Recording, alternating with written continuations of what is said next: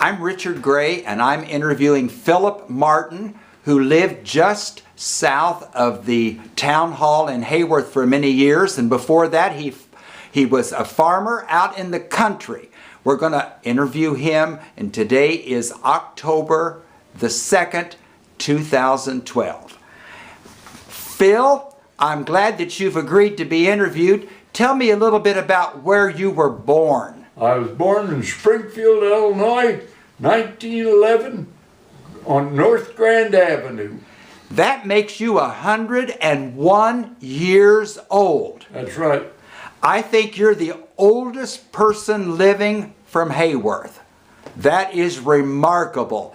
And sitting here beside you is your wife, Esther. And how long have you been married? 78 years. Remarkable. 78 years. Glenn, what did you do for a living? Farmed all my life. Ever since I was 10 years old, I worked on the farm. What did you do when you were 10 years old? I worked with a team of horses, walked behind them, and plowed and harrowed. One thing and another, just what I could do. What you could do. When you and your wife got married, where did you first live? We lived, let's see. We lived, on 136 west of Heyworth. And what did you do then? Farmed. You farmed? Yeah, for a fella by the name of Ben Baker. Ben Baker. He's a Heyworth fella, Yeah. isn't he? He lived on 136, about 6 miles west of Heyworth on 136. Good. What crops did you grow there?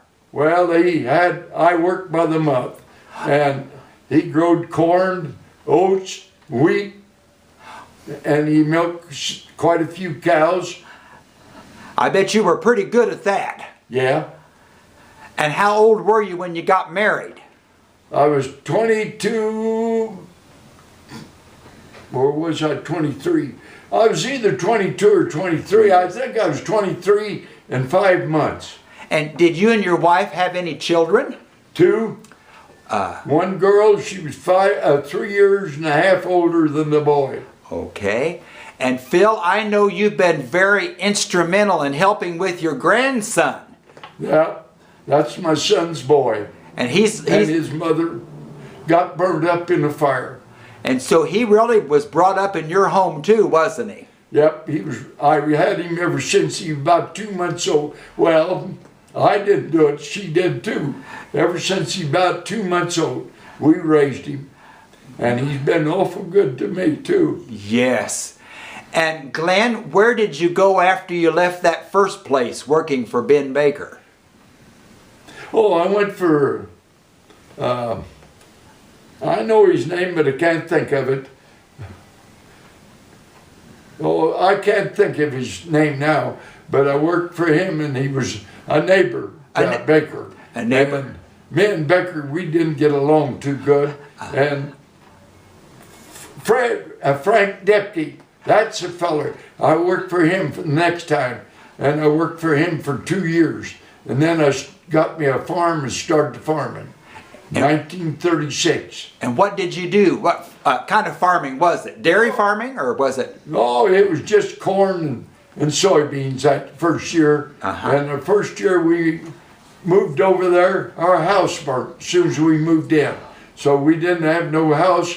Me and her and another guy, we moved a couple of sheds together and we cleaned them up.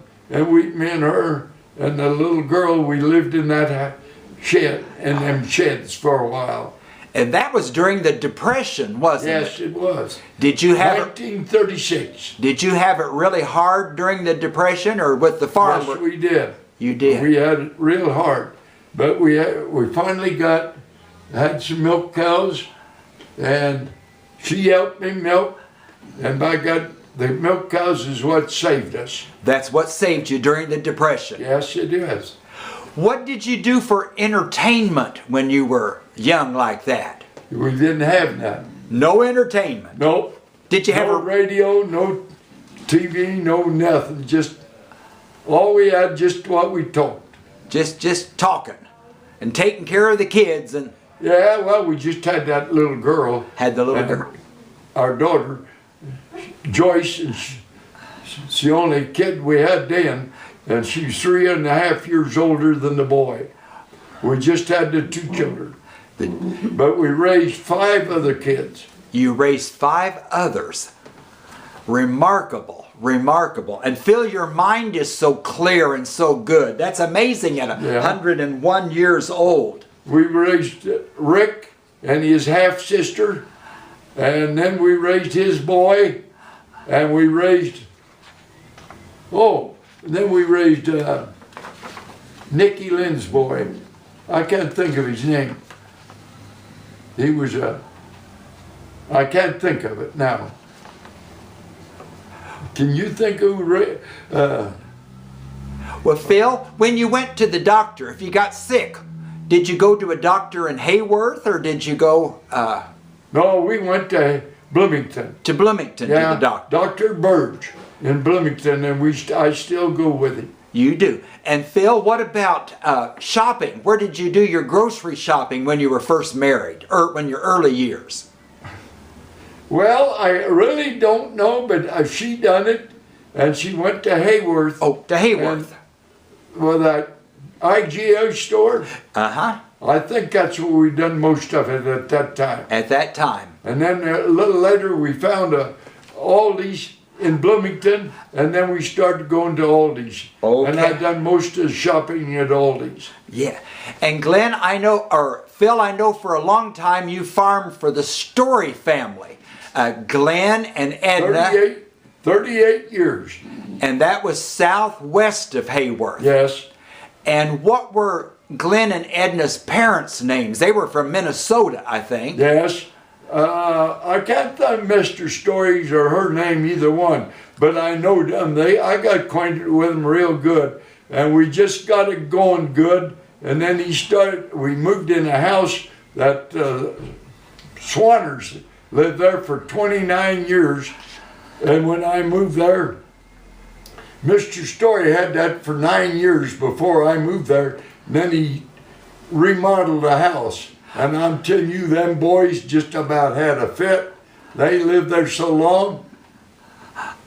And gosh, they had an outside toilet and everything. Oh. And then Mr. Story fixed that house all up for us as soon as we moved in. Would that be back in the 50s or 60s? I imagine it was. I really can't tell you anymore, and for sure. It's been quite a few years ago, and I forgot. You forgot. But you knew Dwight Leeper from Heyworth. Yeah. He was the one that helped me get that place. He was the Dwight Leeper, and there was a man there. He was an insurance man. And him and that insurance man helped me get that place. That was probably Albion Lake. No. No, it wasn't Albion. It wasn't him. It was, I can't think of his name. He lived down there on the corner. I can't really think of his name now, but he was a nice fellow. But they helped you get the farm to take care of for the Stories. And they talked for me. Mr. Storage said, well, they don't know nothing about you farming. I was trying to rent it from him. One time he told me I could have it. Next time he told me I couldn't. And then by gosh, then he told me I couldn't have it again. And I give that farm up. He told me I could have it. And then I give that farm up where I was living. I was milking cows on the halves. And by gosh, he says, well, I decided I better not let you have it. And I give the farm up. Well, that put me in a spot. And one Sunday morning, here come a car. I lived back off of the blacktop a half a mile, way back in the farm, because there was a lot of springs back there. They had spring water. We had running water into the water tank for the cattle, and then run out and run down. And in the house, we had old spring water. And we had a nice house there. And then when did you move into town, into Heyworth? I really don't know. I can't really tell you. But it was after the Stories died. Oh, yeah. Well, I lived on that, we milked cows there for, what, 1 year or 2 years? 1 year, I guess, wasn't it? We lived on that place down by Kinney. I don't forgot. And then, but anyway, then I finally got Story Farm, and I lived there for 38 years then on the Story Farm. And then when they passed away, you moved to Heyworth. Well, no. No? They hadn't passed away yet. Glenn and Edna took it over. Oh, yes. And Mr. Story and her didn't live too long when I rented that farm.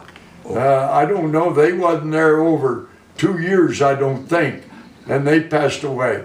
And Mr. Story, he died first with a heart attack, and then I don't know what happened to her. She died later.